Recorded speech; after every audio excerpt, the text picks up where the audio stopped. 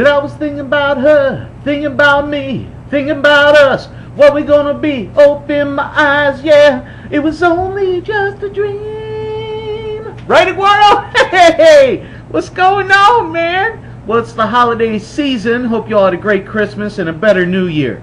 All right. Been a little off. Hard to get these videos done when I got everybody running in the house and playing video games and making a lot of noise, and I just want to choke them sometimes, man. You know how it is, man. Family comes over, and you're like, I know why I'm not with you all the time. You feeling me?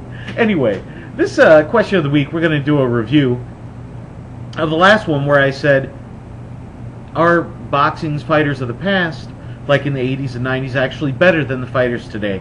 And then I want to get into my big question of the week, and that is Bob Arum ruining Manny Pacquiao's career?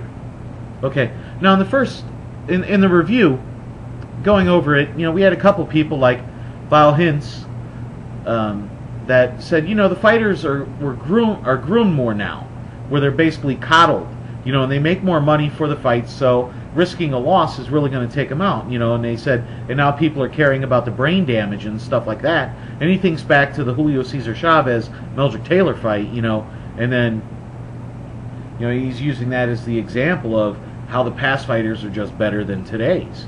Another one is from B's 1982. They said fighters in the 90s were more competitive than today's fighters. And by that he means there was more competition out there.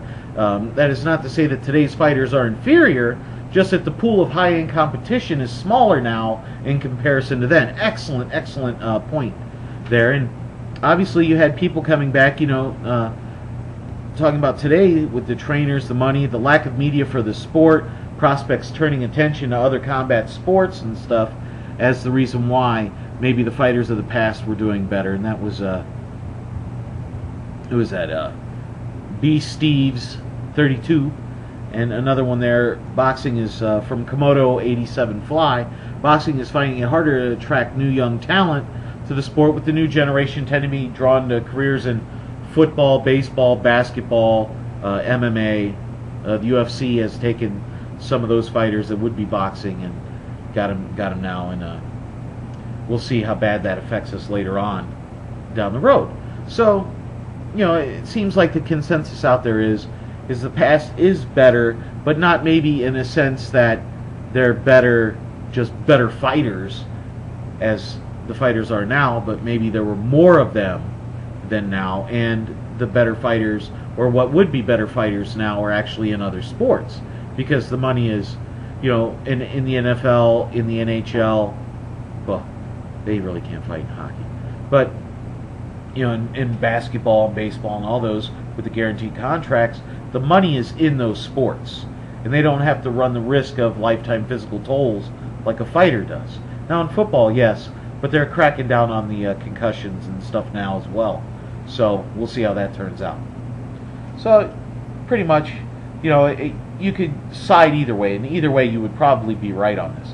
I tend to lean more toward the 90s and even the 80s when I'm thinking about Hagler and Hearns and Duran and all those guys. And hell, they were in the same division at one point.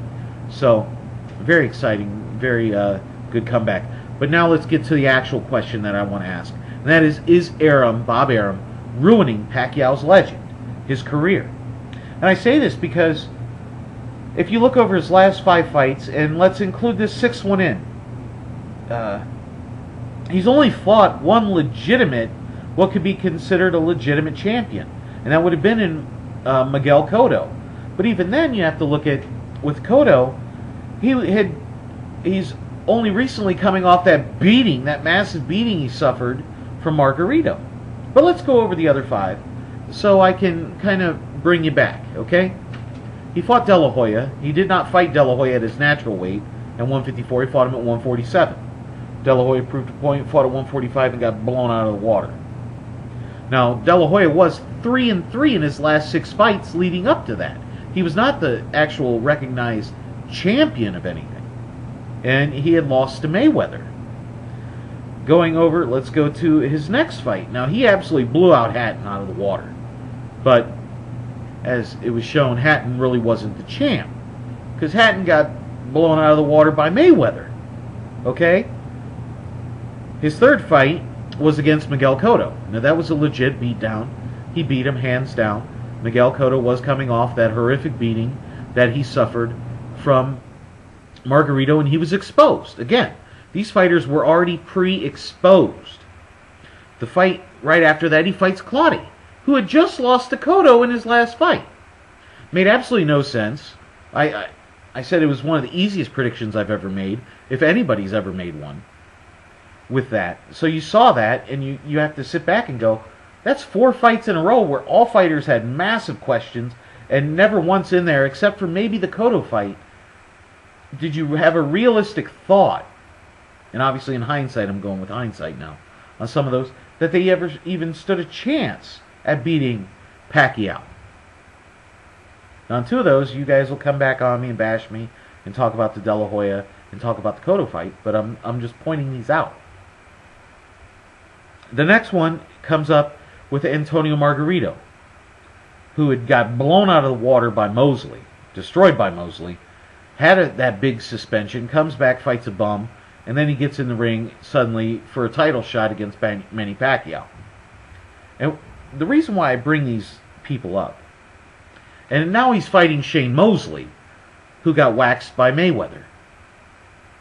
Okay, so that would be 3 of his last 6 fights. He'll be fighting fighters that have already been beaten by Mayweather.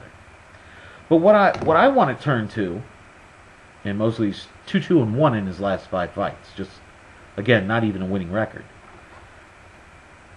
So if you look at his last, 5 fights, he lost to Cotto and Mayweather for Mosley as well. I'll get off that. What I'm asking is instead of fighting that top-level prospect or champion, like Andre Berto in the 147, forget Mayweather right now. Mayweather's got so many problems, he may never fight again. He's got enough stacked up on him. He's probably never going to fight again. He's 33, 34, and when he's done with his legal battles, hell, he could be 36. Maybe you'll fight him then, maybe. But I mean, that could be years out. So looking at it, we have a welterweight champion in Manny Pacquiao's division in Andre Berto, who's right there. He's a WBC champ. He's defended his title numerous times. He is an established champion in the division. He's open for the fight, and they're not fighting him. You have the going to the 140-pound division, because they're always talking about Manny having to fight these bigger guys. Well, come down a little bit, fight at the 140, and you got Timothy Bradley and Devon Alexander right there. Obviously, he's not going to fight Amir Khan because Amir Khan is in his stable, and they're not going to do that. Okay? You feeling me on that one? That fight's not going to happen. So, there are quality opponents out there for Pacquiao to fight, and Arum is consistently picking the fights that get him the money. But when you start looking at it, when you look at a fighter's last 5 or 6 fights, and you see that they really weren't against, except for the Cotto fight, I'll still give him credit for that one, against the top man in the division. He has not done that. So when you see it, how could we rate him as high as we do a Sugar Ray Leonard, who fought the absolute best in his division? How can we rate him as high as a Marvin Hagler or a Duran? These guys, Tyson, they fought everybody in their division. Ducked no one, fought everyone. All the top guys. I mean, you can even look at it as close as in his own camp with Amir Khan, who fought Maidana. That was a freakishly dangerous fight for Amir Khan. And it was against the guy in the top 10, or hell, top 5 in his division. Where is that? Okay? So I want to leave you with that, and I would love to hear your comments. I would love to, for you guys to weigh in on this.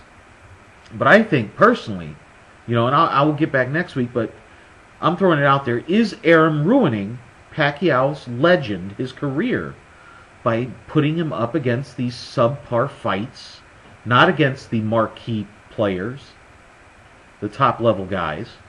Is that starting to finally cut away at it? Because he's no longer fighting the number ones. He's fighting former number ones, but they're not number one at the time. minus the codify. I said it right. Right, Aguero? Okay. So let me know about it, please. All right? Well, hey. Let me find this. All right, here we go. All right, well, hey. This is Bigragu. I'm out.